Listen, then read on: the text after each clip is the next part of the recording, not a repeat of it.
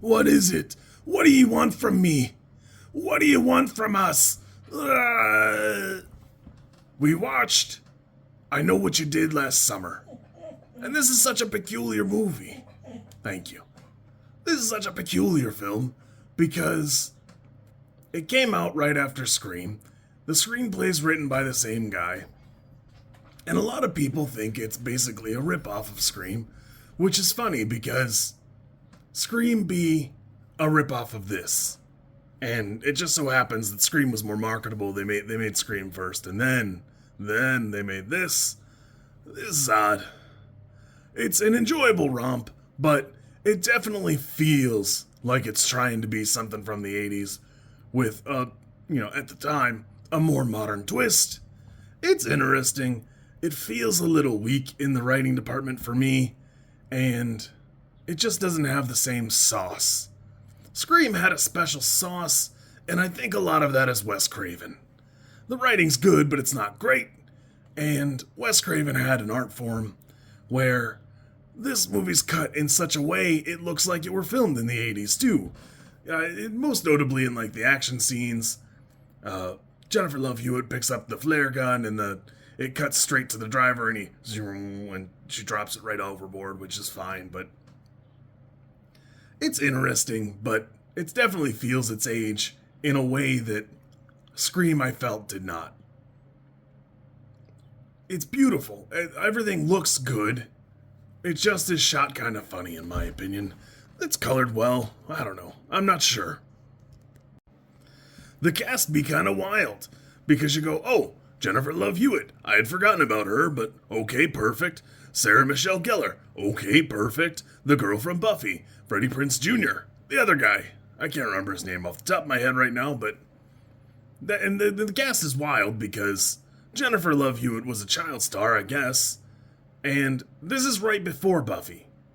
It's so funny because being the blonde girl who gets murdered is what got her cast as Buffy. And though Joss Whedon turned out to be like a creep over the years, there's no denying that like Buffy was a huge thing. I very obviously watched this because there's a sequel coming out.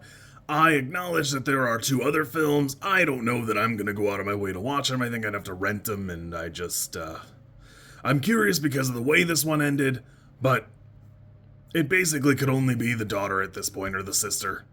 Like, who else would care? Kind of notably, right early in the film I went, hey, that guy looks familiar, and it's absolutely the kid from Big Bang Theory, so that's kind of funny to me, but other than that, I mean, it's fine. Everything is fine. The killer is suspiciously motivated. Ironically, him killing the guy from Big Bang Theory is something they did in reshoots to like up the stakes, but it just makes the killer like a psycho who wanted to kill people anyways. It almost needed like a 5 and 6 in the cast to kill off early so that and it's just not present. It's based on a book, and the girl who wrote the book did not like this movie. Her book, Nobody Dies, it's a couple close calls, but it's got a lot of the same guilt and stuff, and they come clean at the end, which is not what happens in this movie, which is kind of funny because it's absolutely what Jennifer Love Hewitt and her boyfriend wanted to do, and they just don't. They just don't. Kind of weirdly, the director only has like 5 directing credits, which I think is kind of like just kind of backwards in a lot of ways, but I had a good time, not a great time. Like I said, I'll probably check out the second one, even though I just kind of skim it to get the vibes. And I'm going to watch the new one.